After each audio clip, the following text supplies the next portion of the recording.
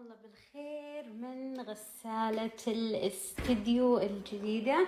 حبيت استفتحها معكم عشان نشتغل مع بعض بالاستديو وتشوفون كل التفاصيل.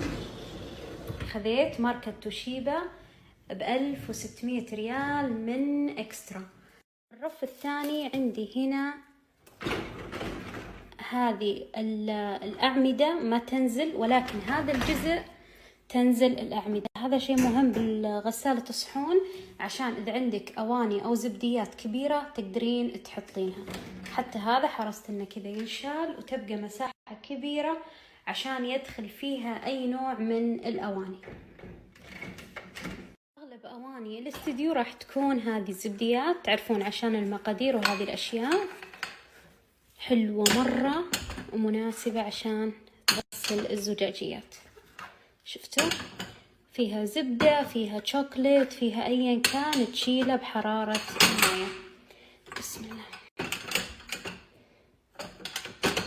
هنا ما ينفع، نحطه بالدور الثاني كذا كويس. بالعكس كذا أفضل بكثير. ما شاء الله تبارك الله. أيضا فيها هذا الرف حق اللي هو أواني المائدة أو الأكواب، تقدرون تعلقونه كرف احتياطي. شفتوا تعلقونه هناك وهنا بهذا الشكل، يثبت تحطون فيه الأشياء اللي ارتفاعها مرة قليل وما تستاهل إنه تحطونها بهذا العميق، اللي تكون ارتفاعها كذا قليل مثل الفناجيل وهذه الأشياء. توفر لكم أيضا رف ثالث جدا جميلة، والحين راح أجربها معاكم.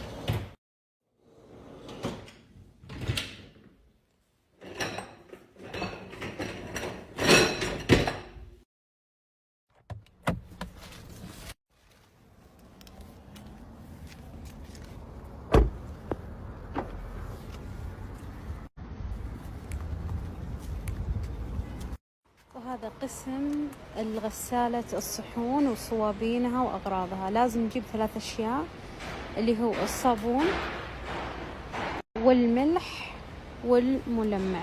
هذا الملمع، بس الملح وينه نكتب عليه بودر. أيوة هذا هو الملح. فايدته انه يحلل بقايا الطعام لما تطيح هنا، يحللها عشان تمشي بالمسالك المائية. ينحط هنا هذا المكان، شفتوا تحطون هذا يجي مع المغسلة يتثبت عدل، وتنزلون فيه حتى تمتلي الفتحة. بسم الله.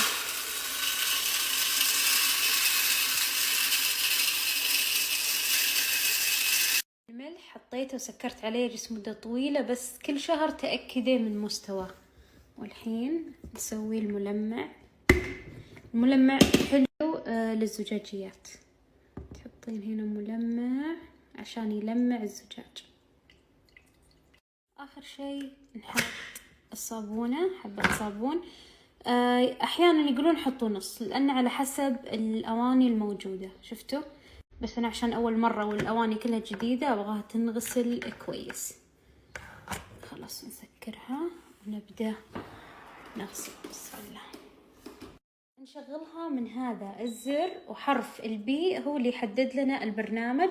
هذه هي 6 برامج هنا موجودة، بس تضغطون هذا ويروح لكم للبرنامج. هذا برنامج تلميع الزجاج مدته 2 و10 دقائق، وحرارة الماء 42. هو أساسا يصل حتى 70. صباحكم الله بالخير من غسالة الاستديو الجديدة. حبيت استفتحها معكم عشان نشتغل مع بعض بالاستديو وتشوفون كل التفاصيل.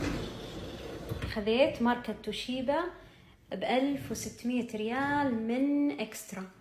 الرف الثاني عندي هنا هذه الأعمدة ما تنزل، ولكن هذا الجزء تنزل الأعمدة. هذا شيء مهم بالغسالة الصحون، عشان إذا عندك أواني أو زبديات كبيرة تقدرين تحطينها. حتى هذا حرصت إنه كذا ينشال وتبقى مساحة كبيرة عشان يدخل فيها أي نوع من الأواني.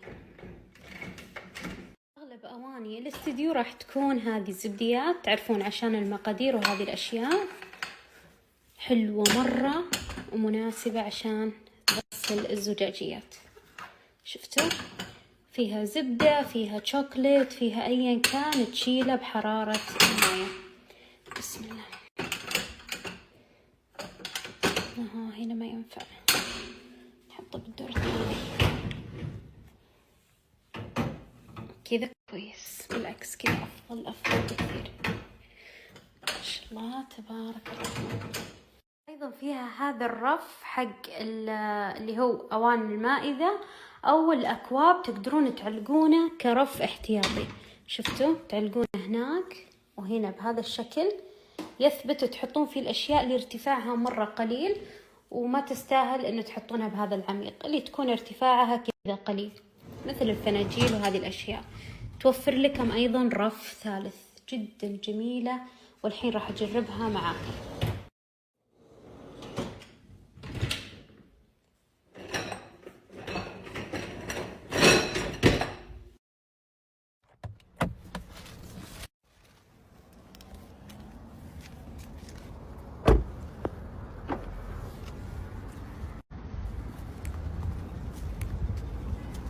وهذا قسم الغسالة الصحون وصوابينها وأغراضها. لازم نجيب 3 أشياء، اللي هو الصابون والملح والملمع. هذا الملمع، بس الملح وينه نكتب عليه بودر. أيوة هذا هو الملح. فايدته إنه يحلل بقايا الطعام لما تطيح هنا، يحللها عشان تمشي بالمسالك المائية. ينحط هنا هذا المكان، شفتوا تحطون هذا يجي مع المغسلة يتثبت عدل، وتنزلون فيه حتى تمتلي الفتحة. بسم الله.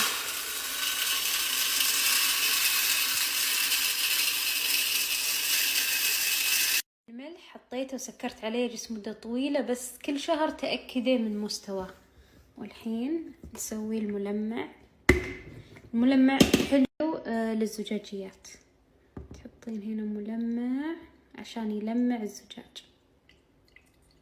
آخر شيء نحط الصابونة، حبة صابون. أحيانا يقولون حطوا نص، لأن على حسب الأواني الموجودة. شفتوا؟ بس أنا عشان أول مرة والأواني كلها جديدة أبغاها تنغسل كويس. خلاص نسكرها ونبدأ نغسل. بسم الله. نشغلها من هذا الزر، وحرف البي هو اللي يحدد لنا البرنامج. هذه هي 6 برامج هنا موجودة، بس تضغطون هذا ويروح لكم للبرنامج. هذا برنامج تلميع الزجاج مدته 2 و10 دقائق، وحرارة الماء 42. هو أساسا يصل حتى 70.